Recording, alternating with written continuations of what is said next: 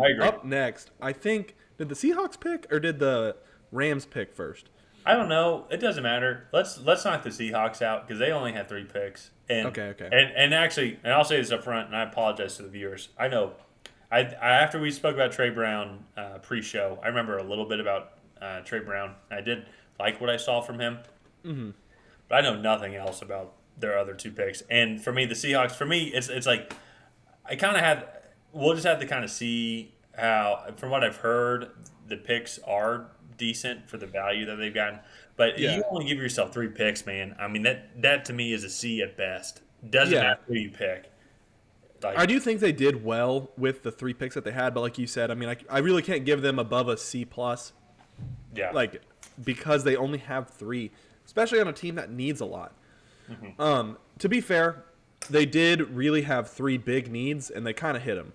yeah, So, starting out in round 2, pick 56, Dwayne Eskridge. This is a guy that coming from a small school, Division I mid-major, really a lot of mixed feelings about him because he's a high speed guy. He's a good route runner, but not that great of hands. He's kind of reminds me of Jalen Waddle in the fact that he's a body catcher, but yeah, he's short. I think he's 5'7". So yeah, to me, he's an underneath guy, but that's kind of what Seattle needs is an underneath guy. They have Tyler Lockett, DK Metcalf that can go over yeah, the top, but they don't really have a Doug Baldwin anymore that can play against those slot corners and really make some guys fall off them and get open underneath. But I like that pick, and then I also like the Trey Brown pick. I think he's a good physical man corner. Again, the only knock on him that I have is the fact that he was one of the most penalized wide receivers in college football, or wide receivers, one of the most penalized cornerbacks in college football last year.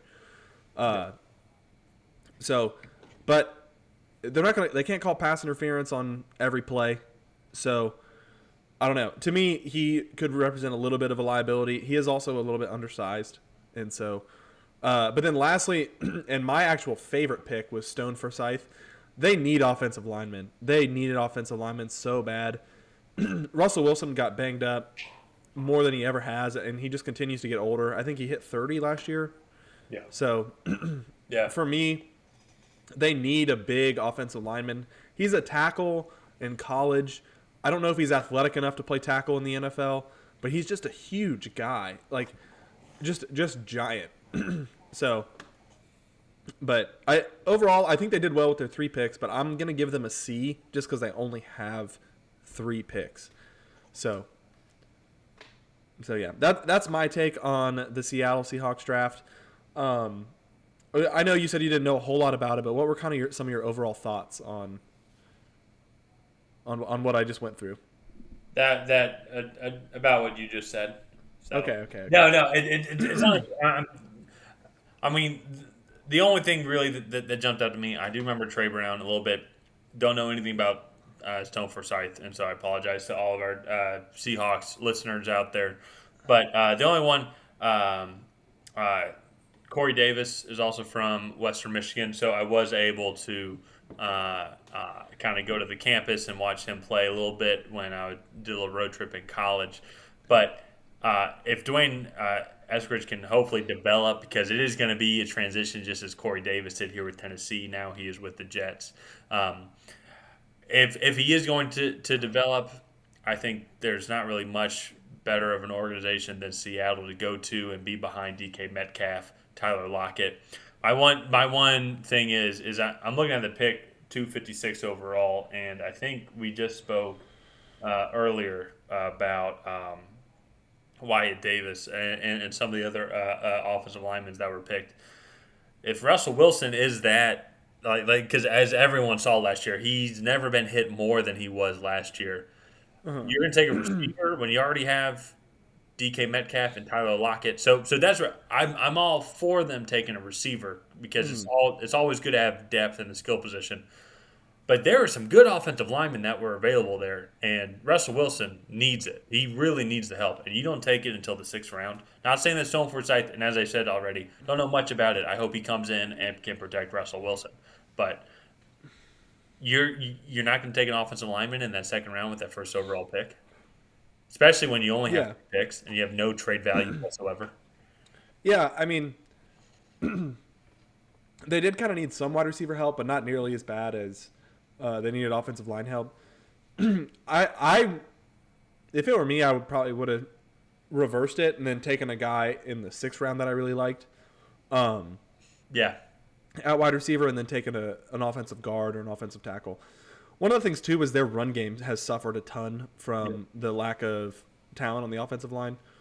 So, I don't know. I'm gonna give them a C. yeah, I still like the picks, but I think they could have done better. Also, they could have not given up all that draft capital.